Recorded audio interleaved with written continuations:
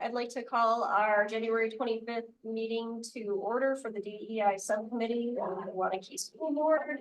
And noting for roll call that all subcommittee members are present. We would move right into the approval of our agenda. So moved. Second. All in favor? Aye. We do have a public speaker today. I'd like to call Gina to the table.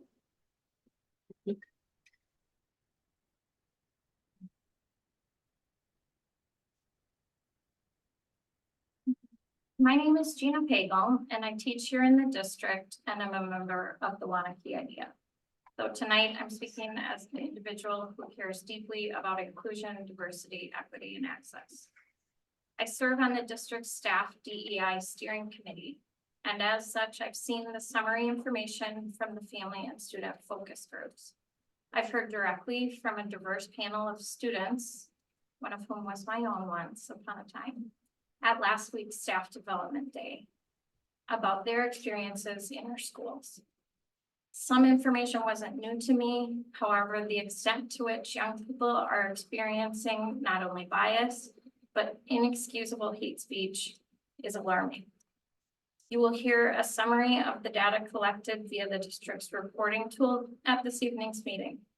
The data available in board book shows that incidents are reported by students and staff who've experienced bias or harassment, as well as by others who have witnessed or heard about an incident. This shows that some feel empowered to say something when hate speech occurs. We know, however, that many don't feel safe or prepared to do so. We can do better. We can support fellow staff members and students better. I was grateful to hear that this time, now that we've all heard about the uninformed and hateful language being used in our schools, steps are being taken to make change. Families of middle schoolers got an email this week outlining the importance of staff, families, and students partnering to put a stop to this hurtful language. It takes courage, but we must speak up. We must address this head on. I want to say thank you to the adults and the young people alike who have these uncomfortable conversations about doing and saying what's right. I personally vowed to do so too, and I will work to ensure that the DEI steering committee implements long-lasting systems change because our students deserve it. Please do your part to act with the necessary urgency as we work together to end hate speech in our schools. Thank you.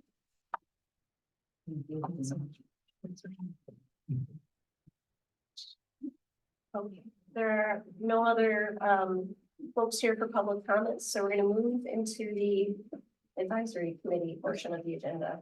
Great, and I was just going to share without that you can pull them. Yeah, I'm just going to walk you through this quick overview of our last meeting on January 11th. And just kind of walk through the key components so you have kind of progress. And then I actually have a couple handouts. One is the student focus group data that Gina referenced. And so I'll share that with you. I shared the parent information last time. And we're also, I just spoke with Percy today. We're scheduling some middle school focus groups because that came out of that parent focus group that we need to talk with middle school students too. So that's also on the agenda as well. So I'll just quickly walk through this and just explain key points. And then I just have a couple handouts, one of the data and then one of kind of a walkthrough tool that we're going to be piloting as well. So just to see if this works. There we go. And I'll skip over. This is the same one I used with my group. So focus group data, that is what our group started with this when we met, and we looked at both the parent data because they had not seen the parent data yet. So we looked at the parent data and the student data. And then in small groups, what they did as they looked through this information is really, we really like when the parents came to us in this focus group, they really said like, are we just checking off a box here? How is our input really going to be used and move forward, and like what action is going to be taken? So that's what our group really worked on in this piece, is as we dug into the parent focus group data and the student focus group data, what are some things we could do right now? We realize that some things are long-term, change over time, but are there things based on this data that we can do right now? So that's what our small groups kind of worked on, and I'm still working on pulling all of that feedback together. But that was how we wanted to dig in first, because I do want to be able to bring that parent group back together in the spring and really say like, here's our plan, here's what we did with professional development, here's some specific changes we made right away. Gina just mentioned hate speech. Out of this last meeting, several people suggested, like, let's pull a subcommittee together just to talk about eliminating hate speech in our district and what we can do.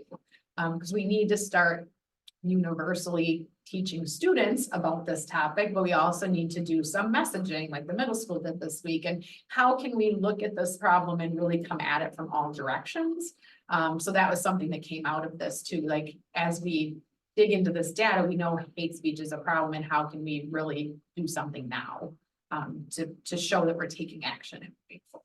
So that's what our group really focused on, was digging into that information. And then special observances, our work group, we actually just got out of our special observances meeting as well. And we're just looking at how do we consistently look at what we're doing for Black History Month, for Hispanic Heritage Month, all of those different celebrations, coming up with kind of a template. Like, we're always going to message to families. We're always going to message to staff. We're always going to have library books displayed about that particular topic. We're always going to have visuals, bulletin boards. I'm just throwing out ideas, that kind of come up with a template. This is what we're going to do for all of those observances. And then looking at, okay, and what are we currently doing, and how can we take that and kind of bolster it with additional information? And so the recommendation from our special observances subcommittee was, let's look at, because we're really looking at implementing next year, but we looked at how can we take our top 4 or 5, celebrations and pull together some teams this summer, including parents, to really look at, actually doing the work. Let's come up with our messaging. Let's come up with how we want to, if there's lessons we want teachers to do or suggestions, because obviously we want to be able to like vet that and make sure that we're all in agreement on how we would, share the information. So that was a suggestion that just came out of this group as we met earlier tonight. So that's something that I'll bring back to every time this group meets, then my goal is to bring it back to our cabinet, because obviously it's the principals and the buildings that are actually implementing all of this. So running it past all of them and getting their feedback and saying, does this sound reasonable? Does this sound something that's doable in your building? Assuming, and of course, the principal isn't the one doing all the work, but having some teams work on those things. So that's kind of a next step for this spring and summer, is how can we shore those up and really have a solid plan for next year. And again, just because we're focusing on 4 or 5 over the summer doesn't mean those are the only things we're focusing on, but we're just trying to beef up some of those core areas first and then move on to, we have Mental Health Awareness Month. We have, there's a long list of other celebrations too. So looking at those as well.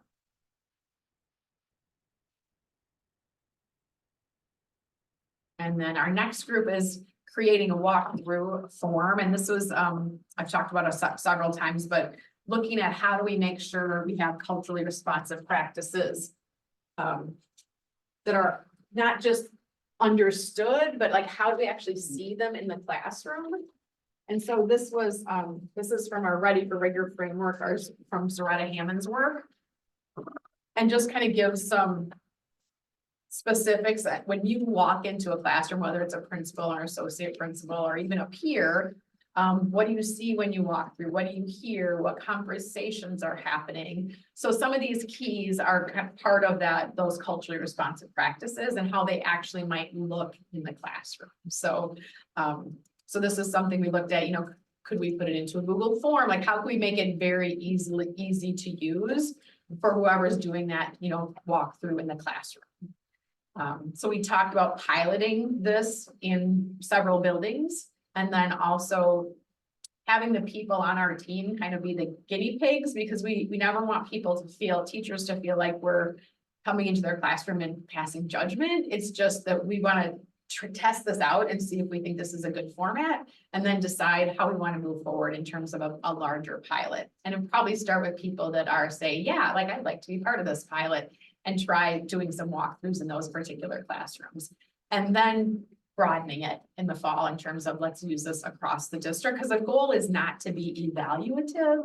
the goal is to really collect data to look at where do we need to improve our practices? You know, what professional development do we need moving forward to improve our practices in terms of culturally responsive teaching?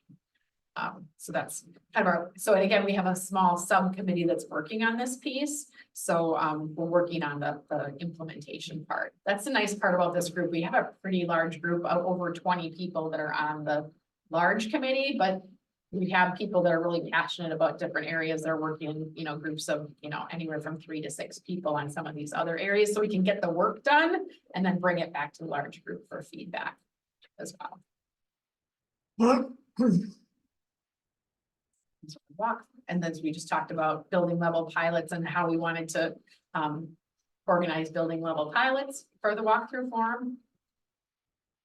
And then we kind of did a pre-discussion. This meeting was on January 11th, so we talked about the upcoming professional development around implicit bias and hearing from our student panel. So we did some discussion around those pieces. I can certainly share this with you if you want to read the specifics as well. Then we went through some of the reflection questions that staff would be reflecting on after the student panel back at their building as well.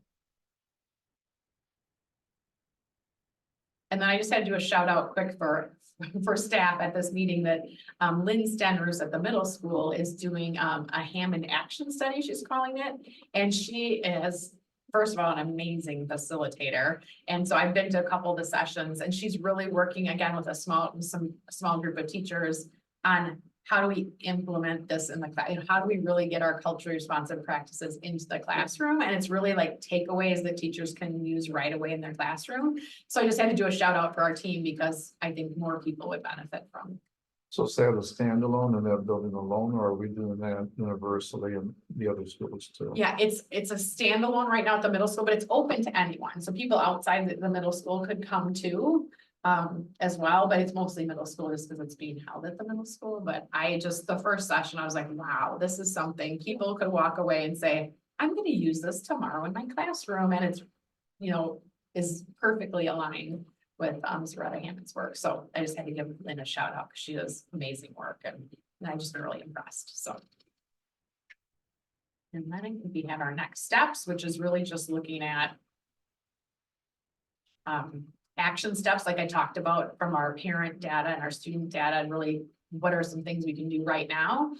Then setting dates for our work group meetings, doing our pilot, and then inviting parents to participate on our teams. I wanted to make sure I met with our team first and said, hey, I'm going to be inviting some parents. I don't want this to be a surprise to you because we have some parents that are really interested and want to be engaged with this work. So, so that's kind of our next step in terms of adding parents to some of our teams, subcommittee teams, and then also our DEI, our larger group team too. And then we also have the Dane County Youth Assessment coming up. That's data that's collected in grades 7 through 12, and it will give us we use it for a lot of different areas in the district in terms of data, but it does talk specifically about like how if kids are feeling connected at school, and gives us some of that data that we're trying to get at in terms of connection between school and home and school and students. Do you have any visibility to the questions that are asked of the students as a part of that assessment? I don't know if Lisa would have that. Okay, Lisa would have that. Lisa John would have that. Just as a reference, I'd be curious to see it. We don't have to go through it as a first grade, but Yep, I can have Lisa to share with you. thank you. Yeah, absolutely. And then, like I said, we're just in the process of putting together our middle school focus groups too. So that's kind of. So on this observation thing, are the teachers being introduced and prepped for this as well? Or is this strictly from not evaluated, but an observational just for the observers, or? Yeah, it's starting out just within our group, and then at the next cabinet meeting in February 13th, I think it is, I'm going to bring all of this information back to cabinet and kind of get their feedback and ideas about how we could do a small pilot, just like we would do with math curriculum or anything else. That we want to try something out first with people that are willing before we roll out to everyone. So we want to make sure we have the kinks worked out and that we feel like it's organized the best way it can. So in our electronic form, should we have comments that the principals or that the walkthrough person can put under each bullet? Should we just have comments in each section? So it's really kind of the technical, how are we gonna make it work? And then how are we gonna make it easy to use? So part of my question is, or concern, I don't know what the right word is, but take any given school, what percent of the staff have read the book? That's a good question. I know I've kind of posed that question before. Tim might be able to chime in on this one too, because I feel like it depends on the building. I know the middle school did a whole group.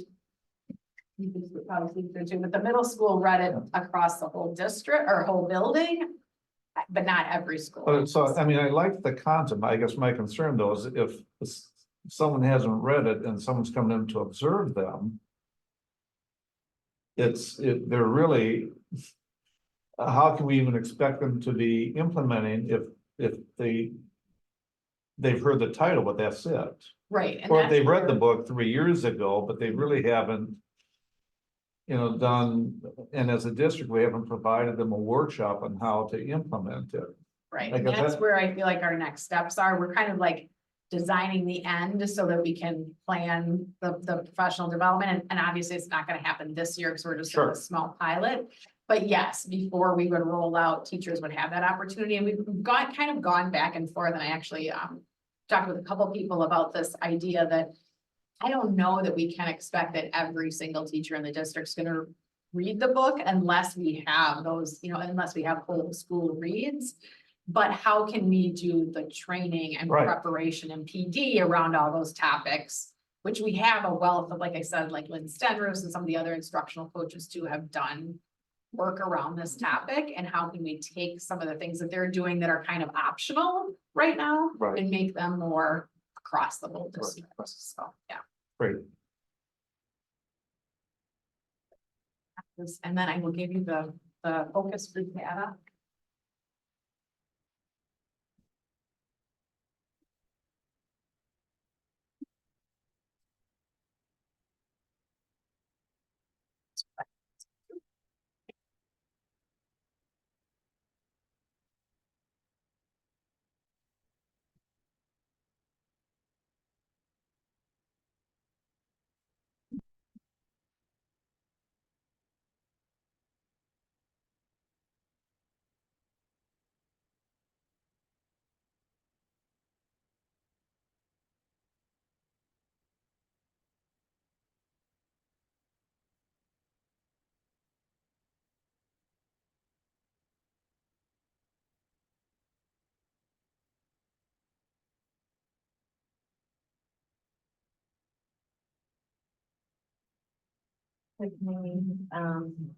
So this was done just by a Black student union? Yes, yep. And then there's a second group set of. Yes, on the second page, you'll see the Sonodori's group as well. And was it done like during COVID time? Yes, And how many students were in each group? good question. I think it was a pretty large group. I can double check with Percy on that. But I want to say it was, 20? yeah, they knew that this was a plan and so we Okay. probably had more students than you have on just a regular meeting. Okay. But I can double check. I would also say, Joan, when you read through this, you see the comments, you could have almost paralleled this with the student panel. Yeah. We spoke to all staff. Yeah. So the things you're reading on here, I think the next question is probably, well, how do you get this to staff? Staff heard this and they heard it right from the kids. Yeah. So I think this was the focus group that Percy had. He talked a little bit about what he heard during the presentation on implicit bias.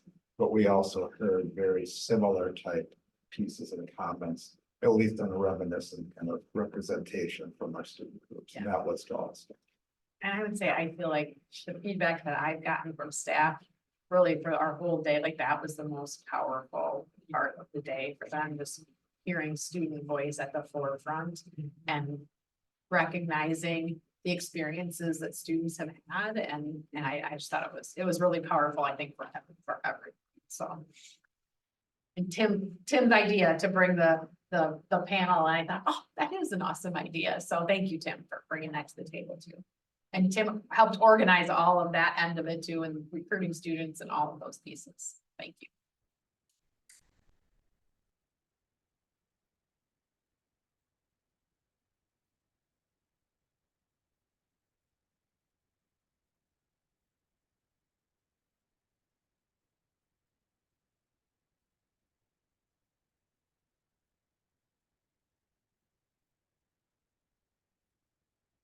These are all data pieces then as you'll take back as our part of your steering. Right. I think some of the things we talked about at kind of our DEI committee of the board. And I think John, you and I have talked a little bit about this as far as like actionable items or with regards to our work here. This is a little different committee. This committee, I think, is one that kind of keeps. Share with Tiffany this afternoon, it's kind of an accountability board. It kind of keeps us as we kind of come back and we share with you what's going on and keep you up to speed on some of the work that's happening. Realizing that we have plans in place to kind of move some of these forward and things that Tiffany and that committee are putting together. This is kind of the reporting mechanism and the accountability piece to it. So, but you're not going to see, right, at least at this point, a lot of things that are actionable. I think you're going to see as we're putting these things together, what are the things we're doing, what have been the results, and then how are we acting? Absolutely. And one other thing related to DEI, but it'll probably come through the curricular committee, is we met and just talked with our group of students, the MSAN group, students that went to the MSAN conference, and we talked about like how could we create kind of a more of a leadership group almost, MSAN as kind of a leadership. And then they'd have representatives from BSU, representatives from Sonadores, representatives from GSA, and like, but they could kind of be the action group in terms of, okay, we have all this information, we have representatives from these groups, like what's our action steps? So that's something that probably comes through co-curricular in terms of like having an advisor for that particular group, but so that's something related, but could come through both groups, I guess.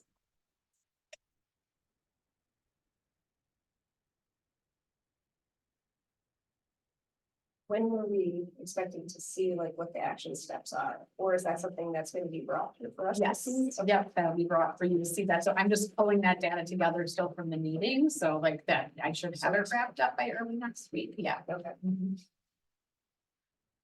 Do any of them appear to need funding or anything like that?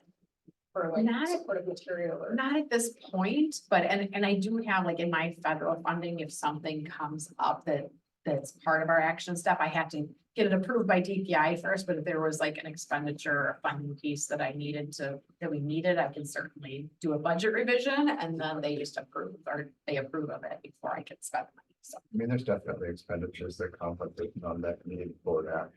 And there's things like you bring in, like our consultant who works with us as far as like presenting to the staff and person brings in, there's obviously a stipend that goes with that. That's within our budget, within our purview.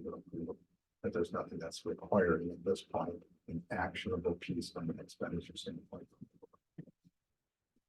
Are there any actions where it would make sense to have a statement or position from this subcommittee that goes out with communications to parents? Good question. That's especially if we just were talking about like special observances and those pieces, like, because that did come up in our discussion too, talking about like having this common message across all the schools and like coming from the district level really shows support and like kind of where we stand as a district. So, Or it can go out to the community, like we work through it, right? Because you send something to the community as well, or put something in the paper saying like, hey, this work is being done and parents are being told, but we want to say as a part of, as the subcommittee of your elected body that we support whatever makes sense to really reach out to the community and say, hey, like, this isn't just parents and students, it's also the community. right, absolutely. It could be a piece done where it's, as the action plan comes together, it's maybe an endorsement of the work going forward. I think that's what's kind of building up to it, so. As those come forward, that could be the endorsement of this. That would be a good example maybe of that. Okay. Because that's actually some part. The larger board goal of student achievement, all of this work falls within that realm.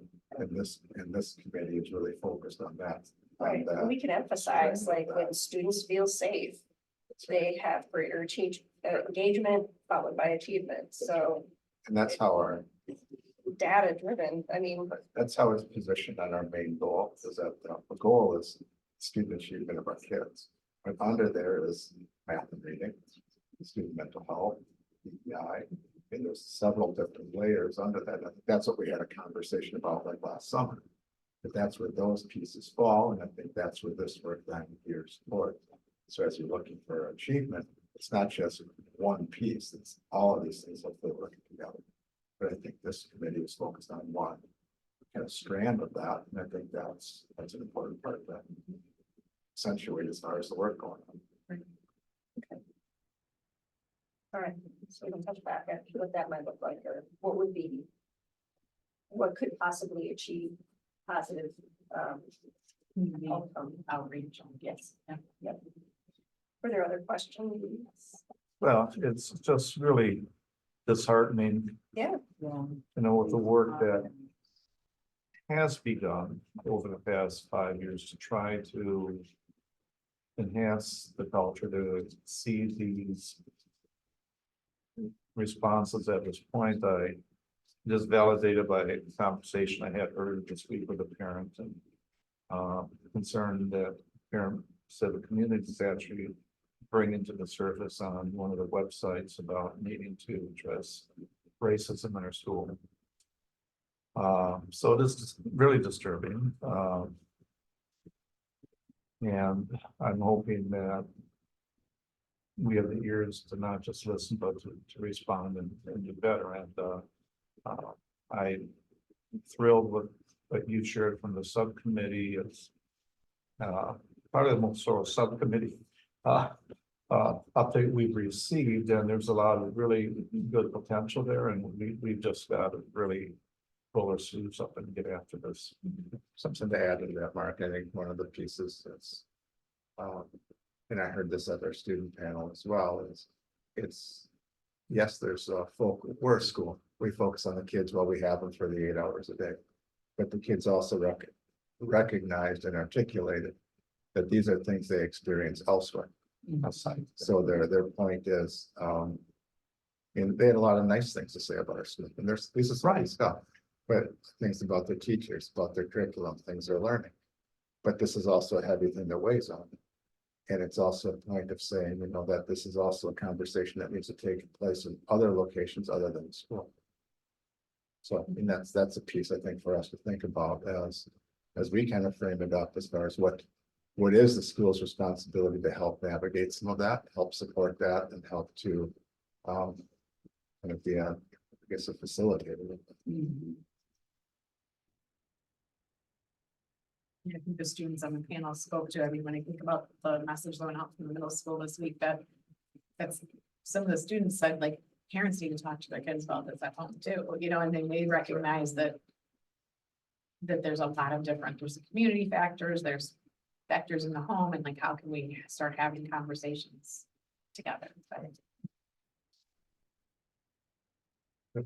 That panel wasn't recorded, was it? I didn't want it recorded, Jim. I didn't think that the kids' voices and their things would be something that I don't think that was appropriate, so that was something that was asked of me, and I just said no. We're brave to be able to be in that space and share, and especially when you think about a high school in front of, I don't know, 500, 400, I don't know, I remember how many people were, but it was a full auditorium, so just to be brave enough to participate was pretty amazing. I think the notes that you have here from the focus groups, you could ditto some of those as far as the pieces you heard. So it really isn't much different. It's the same type of thing. The only piece there were some things with regards to pieces that they felt good about their school, but also the things that were weighing very heavily on them, the students that made it hard. So you got to hear both. Are we asking Tiffany to share this with the full board at our next meeting or not? I guess we got to decide kind of where we're at with the work of the committee. I'd rather not do it like piecemeal. I'd rather have it where it kind of comes together and then we can share it, but you and I can talk about where that fits. And certainly we can get an update at some point. Okay. I think the questions that you're posing are going to be the natural questions, and if we're not there, we don't have those answers. Right. So that's my only, I guess, hesitancy to say, if we're not at the point where we have the actionable pieces, because we're still gathering things. And part of, I think, our approach with this committee is, as we have information, we're bringing it to you. So, Because even But you and I after can talk our about January, that. after our January 15th professional development day, and I think the feedback, at least at our Right. last cabinet, was that, you know, what staff, a lot of feedback has been, okay, but what's next, right? And we want to make sure we can articulate that. So, It's great, someone hear it. Okay. And unless there's any other questions, we'll move to the review of the listening session protocol. And I'm assuming Tim's, that is that accurate? Okay. yeah, I think Tim has added that information here. This is a piece we started to talk about at the last meeting. And I believe what we came up with was the protocol was something that we felt good about. We took, but we didn't have a lot of time. I'm not sure how far you got at the last board meeting to really discuss that piece. But we're at a point now of wanting to look at when we can take some of those pieces forward to really the student listening sessions. And I know Tim has been integral in kind of helping to put together that protocol, and that would be important as far as helping to schedule those. So I'll let Tim kind of speak to that, and then we can have any questions or comments from the committee. Yeah, thank you, Randy. So as I understand it, I think we're pretty close to finalizing this, which then would allow us to move forward with the scheduling of these listening sessions. But my understanding is at the board meeting in the development section, there was some discussion of this, and there was potentially an interest in making some adjustments to it. And so, you know, I think our interest was in kind of coming back here, making sure those adjustments were reflected in the final document, and then proceed with the scheduling. Joan, does that sound right? Yeah, there was one comment in particular about making sure the students.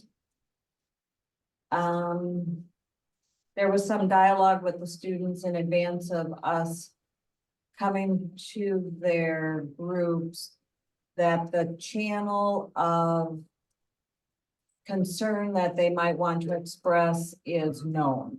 Like if they're concerned about something at the high school, have they talked to the high school administrative group? Have they talked to a teacher? You know, just to be sure that coming to us, we can't solve the problem if the internal people aren't aware of the problem. But realistically, if that does happen, we can take note of it and say, our And we action step can- is to pass that on to the appropriate. Yeah, I guess in reflecting what happened at our board, there was a desire that be known to the students prior to. I think it's fair ahead of time to explain what the board is and what our scope of work is. And you feel we just do that when we go, or should they? Honestly, I think we could probably do a blurb in the beginning and say, this is who we are, this is the executive, legislative and judicial elements of our job. And we're here to listen, but not everything you bring up to us, we're not the ones who will be working on that. It may be your teacher, it may be your principal, and we can help guide you, because some of those things are just difficult to navigate, Yeah, and they are. so.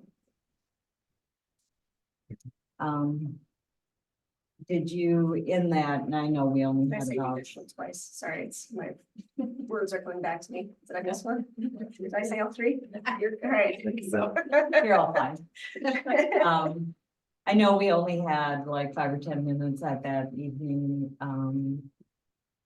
Were there other things? Well, I think we have to be realistic too, because I typically, the club doesn't want us to be the whole agenda. And so there's, to share our roles and responsibilities.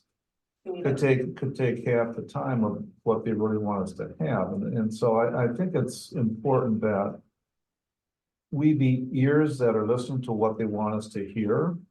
And then in closing, we can share some of what we can or can't do with it. I think we also, if they're asking questions, I think in fairness to them, if we can actually answer the question, I think we owe them that. So those are, I guess, concerns I have, and and do we give them an advance opportunity to plan for it, so they're not cold, it's just, oh, the board's coming today. I think honestly, I think we should just share the protocol with them, and I think we need like a 3-sentence blurb on Yep. what the school board is. Yeah. Like, you don't have to overcomplicate it. Yep. Something like that. And do the students make a request to have us come, or do we make ourselves available to all the groups? And because it may not fit every group. Yeah, I think in the past, we've made the offer. And then it's been up to the group to say yes and when, versus us to say this is when. And I Yeah, think I that was like something. that idea, is we make an offer and let them decide if they want us and when they might want us. And, if they have topics, share specific topics or questions, that would come from them, correct? Mhm. Does that make sense? So here's what I think I'm hearing, and I want feedback on this just to make sure I'm on target. We would update this protocol in the advanced prep. The second bullet point under advanced prep about sharing specific topics or questions, where we would, ask the student groups, if you feel this has been raised through channels, please briefly describe maybe that aspect. It doesn't have to happen at this meeting, but maybe someone, and we could talk about who that someone would be, would come up with that very brief description about the role of the board. And then Randy and I would go to Brian Borowski and his admin team, particularly Steve Hernandez, reach out to our student groups and saying the board is looking to, conduct a set of listening sessions. Would you like to have the board in, and when would be good for you? Is that kind of Yep. the Yes, summary? Yes, Yes. And I think just to understand that some of this may be a little bit more drawn out, just on the I do availability of the kids, and I think you and I talked about that. yeah, Bill. I think it would be drawn. It might not be in a 2-week type window like we can do with staff listening sessions. It may take a period of weeks to get those, Yes. so it fits into their schedule. Right.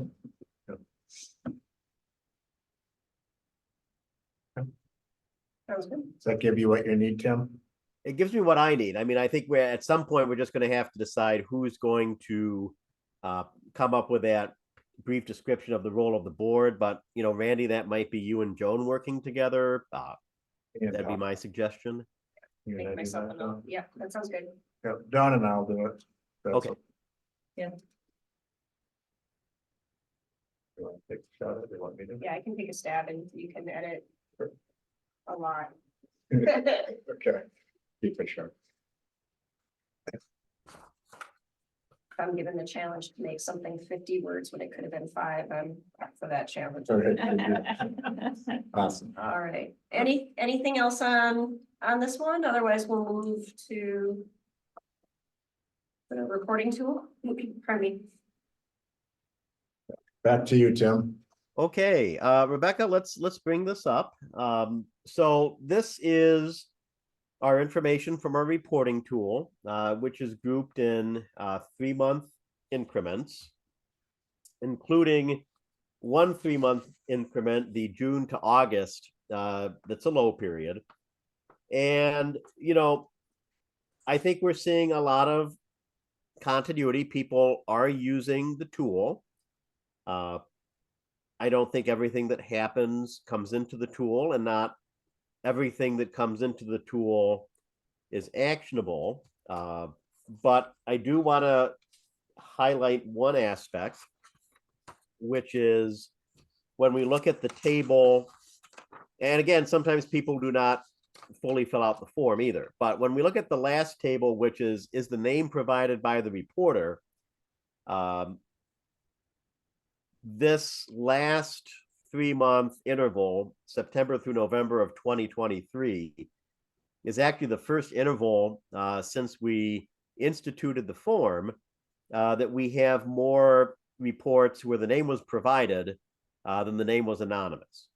Now, we made changes to the form some while ago that you can't submit the form with a blank there, but it's very easy for somebody just to type in, I don't want to be contacted, and there's no way for us to add more verification than that. So that's why we still end up, even though we make it necessary to complete that field, it's at the very end, Rebecca. That's why we still see anonymous reports. And the motivation why a person may choose to provide their name or not provide their name is really very dependent on the individual. I don't want to speculate too much, but obviously from the administration of our schools, it helps principals to have as much. There are two things that really help when you're pursuing a report of a possible incident. And the first is that the information is timely.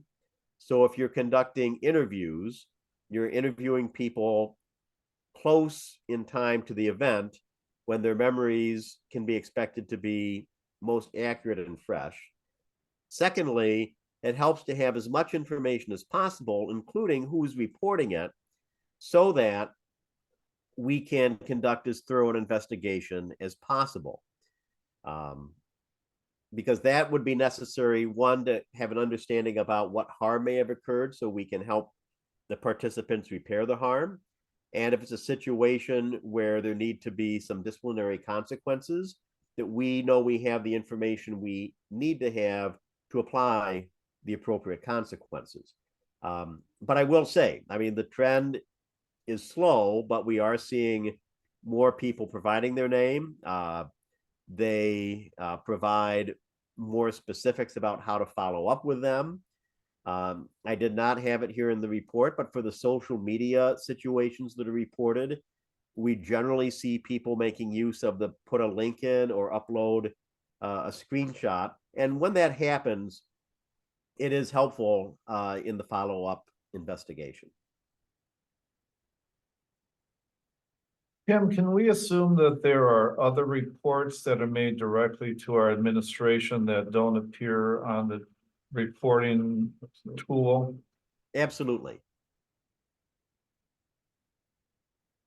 I'm not sure the best place for this to fit in, whether it's the reporting tool or the action items of the DEI committee of the administrator and teacher group.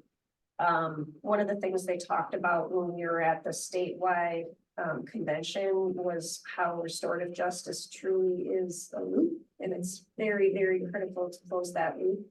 And I can't remember if I saw it in here at all, but one of the things I'll hear is, and then nothing happened. It was reported, I was brave enough to bring it forward, and then nothing happened. And that may not be the case. Something may have happened, but because of policy or practice, it was felt there was an appropriate way to be very clear that there was efforts to put forward restorative justice. I think we need to have an action step, whether it's a part of this reporting tool, for us to say like, and we followed up on this, or how we followed up on this, or in these kinds of things to say like, we need to do better, all of us to do better on closing that loop, because it can foster despair when these things are happening. And someone's brave enough to step forward and they feel like nobody's taking it seriously or doing anything. and I think that happens even if something has been done. Yeah. So, and I'm not sure the best fit for that, but I think it's like in both of these places, to be Well, you bring honest. up an interesting point, and you know, a year ago, we had the discussion, I think. About late winter, early spring. And we shared some of this stuff with our administrative team, and their response to looking at how to close the loop. But since that happened, there's been no feedback on what that might look like. And so I don't know if that would be something that would be more directed towards your subcommittee, or if we should be hearing something about to that effect. How is that justice loop being attended to in view of what they learned last year and we're learning in an ongoing fashion? Yeah, so I mean, I think a few things here. One, I think we have an opportunity to do more staff training, at least with staff that would be in a position to be part of these activities around restorative practices. You don't want to engage in restorative practices without a good understanding of the techniques. That can potentially cause more harm than benefit. I also think we need to be more specific about what we are talking about when we're talking about closing the loop. So, you know, I may not be able to tell you, here's the consequence that occurred, but I should be able to tell you, one, we completed the investigation, we found a result, a consequence was applied consistent with our practices. The other thing I think also about closing the loop, though, because while there are a range of these incidents, some of these are very harmful incidents, and that is often not the first or even the second time the student has experienced this type of event. So I think closing the loop, there's a short-term aspect to it. As we've had some discussions in ed services looking at some of the protocols that are out there, there's also maybe a 30-day or a longer look back with the victim in the incident to see how they're doing, making sure their support needs are being met. You know, she's not with us here tonight. Lisa Jondal did participate in a workshop about a month ago specifically on this type of topic.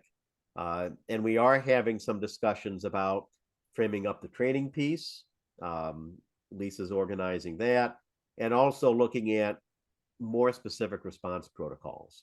So, I mean, I don't want to speak in terms of timing for when would want to bring this back. I think Tiffany and I would want to loop back with Lisa and see when she thinks we would have some pieces ready to bring into you, but that's something we could do in coming months, I think. What do you think, Tiffany?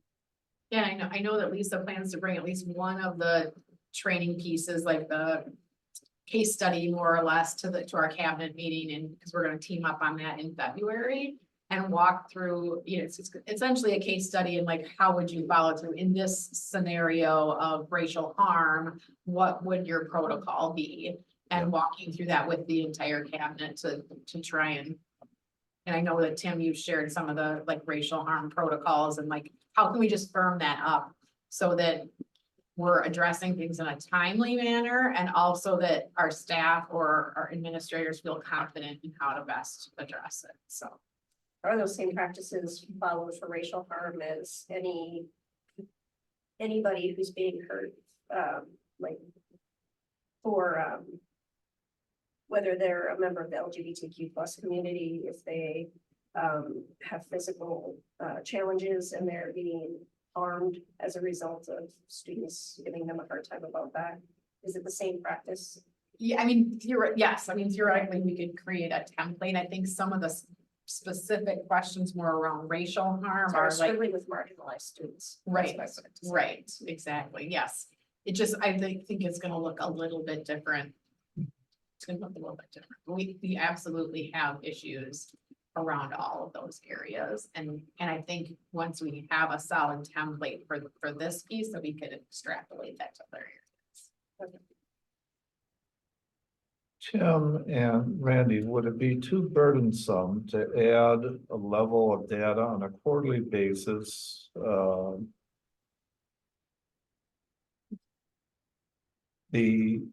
Those incidents not reported through here, but those that are directly given to administration to deal with, so that we might have a bigger, a clearer picture. So this is something that we are probably going to look at between this school year and next school year.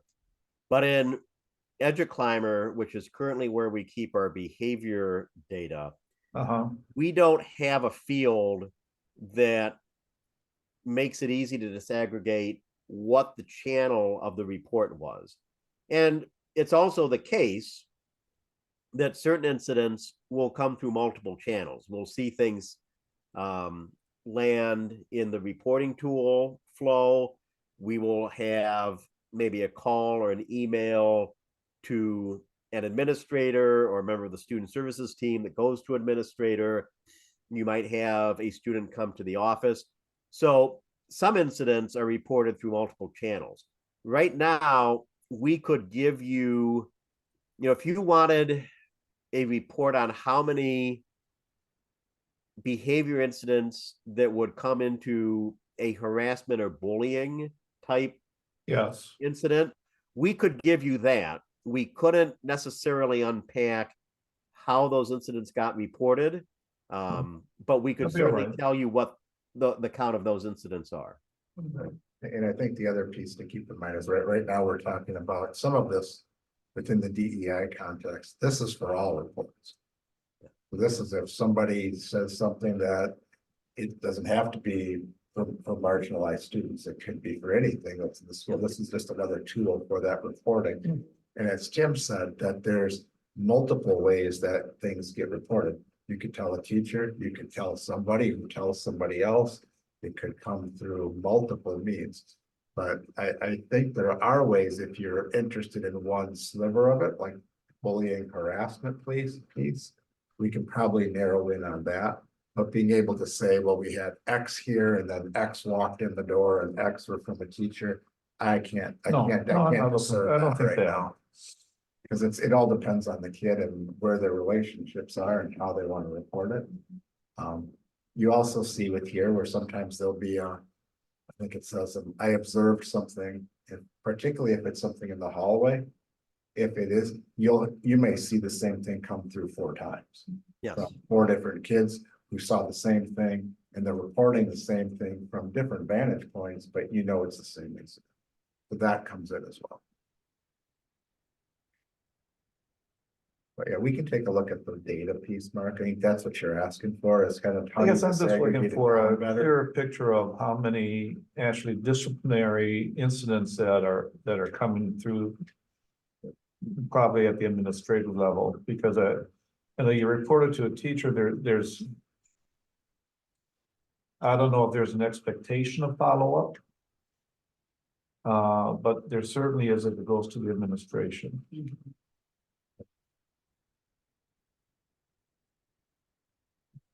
But I don't want to be burdensome. Well, I mean, it's if it's a matter of looking at that data, that's first of all, that's very important information. Right. And when the information is important, we should never feel like the request is burdensome. I think we could bring that into your next meeting if we're talking about things that are coded as harassment, bullying. Yeah. Yep.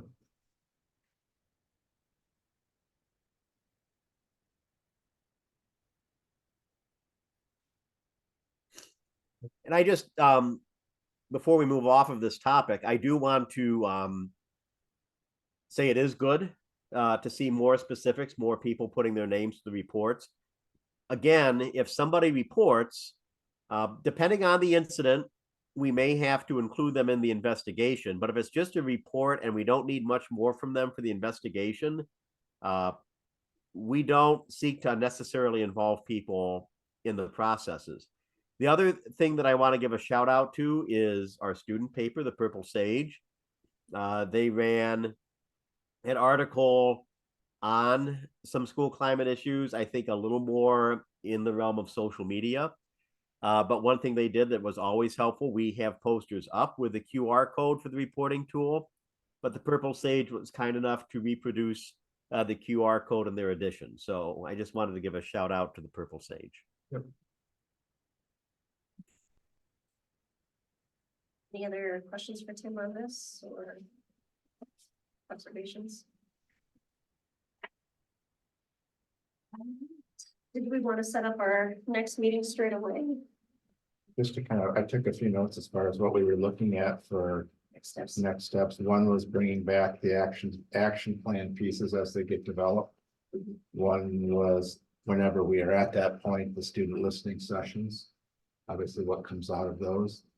You were interested in some of the restorative practices that particularly Lisa has been working with, and we'll be doing some things at cabinet with. And then you're looking at the disciplinary data with regards to harassment and bullying, just to give you kind of a snapshot of that. And we can take a look at how we can present that to see if there's a way we can give it even like a longitudinal piece.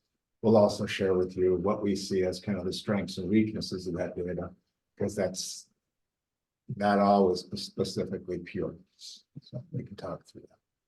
That summarize kind of where, at least over the next couple of meetings, we can kind of get. And I owe you a description of the board. Is that on yours? Yep, that's Yeah. part of the, yeah, we'll get that done before the listening session, so.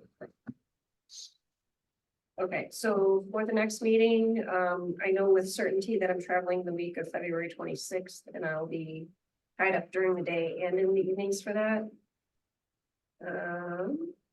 There appears to be an orchestra concert on Tuesday, the 20th.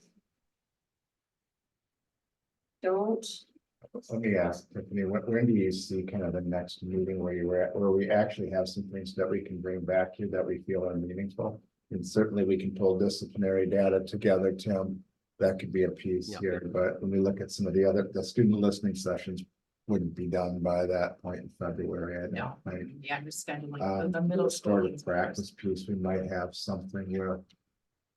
But the action planning, I mean, that's still in process and you're still gathering data, particularly if you're looking at middle school data, is that right? And yeah, our large group meets like 4 to 5 times across the year, so. And then those smaller subcommittees meet in between, so yeah, so the large group won't come together until like it's either end of March, beginning of April, somewhere in that ballpark. Before the large group comes together. But our other groups will be meeting. All right. Tim, quick question for you. If even we focused on the restorative pieces and the disciplinary pieces, if we met end of February, does that give us time to address that part? I don't want to speak for Lisa, but certainly on the discipline data, absolutely. All right. Maybe if you'd like to meet in the next month, that would be kind of where I would see probably the focal area would be. Okay. I guess a kind of technical question, would we still have a quorum if I need to call in and zoom into a meeting? Okay. Cool. I'm not sure yet if I need to travel the week of the 19th or not. Is the 19th a holiday for the schools? No. Or would it be better done just maybe that first week in March? Yeah, what about first week? First Do that. Mhm. Give everybody better than one time, so it could be changed. Oh, sorry, no, I'm traveling that week too. But I can call, that one I can call in the evenings. I won't have, it'll just be during the day I'll be in. So what days are we What looking can at? do, we've had some board members sit in too, unless you think you can make a provision to do that. So I mean, that would be an option as well. If you can call in, I think it would be Yeah. better to keep the consistency. Just keeps it consistency. There's a few things that I have that may or may not happen on those nights and I may not be able to be here, but I have confidence with the rest of them. So let's just plan it and we can go from there. And you said the week of the 26th of February would be more difficult for you. More than, oh, yeah, that one will be tied up day and night. But the week of the 4th, I just wouldn't be in person, which is. You wanna go the next, we can either do that or we can do the next week, which is the week of the 14th. I'm at a conference. You're at a then. big I'm conference, actually gonna be so- on vacation from the 7th until like the 11th, and I'm going to conference shortly. after. So Alright. that would be- But I got 4th, 5th, and 6th would be fine of March, but otherwise I wouldn't be back until like. Yeah. 18th. Do you guys want to do the 5th, Tuesday the 5th? Wednesday the sixth. Did you say? Tuesday the 5th is what I was. Oh, the gonna fifth, say. I'm sorry. And it works. And then 5:30 again, or do you guys need it to be a little later? No, that would be good. That'd be good. 5:30. 5:30 Tuesday, March. Yes. That's good. Okay. And Tim, you'll start working on the listening sessions and. Yep, I'll talk to the high school team tomorrow. Perfect. Awesome. Thanks, Tim. Yep. Thank Thank you, everybody. Hope you feel better soon. I'm getting there. All right. Thank you. Well, if you put a coat on when you're outside, you know, it's Yeah. with that background scene, it looks like you're on a skating rink or something. Well, as warm as it is, I mean, do we really need coats in this weather? You do, or you're gonna get It's like sicker. spring out. Fair, that's fair, that's fair. Thank you, Mark. So unless there's anything else, we can look for a motion to adjourn. Motion to adjourn. Second. All in favor? Aye. Thanks, everybody. Thank you.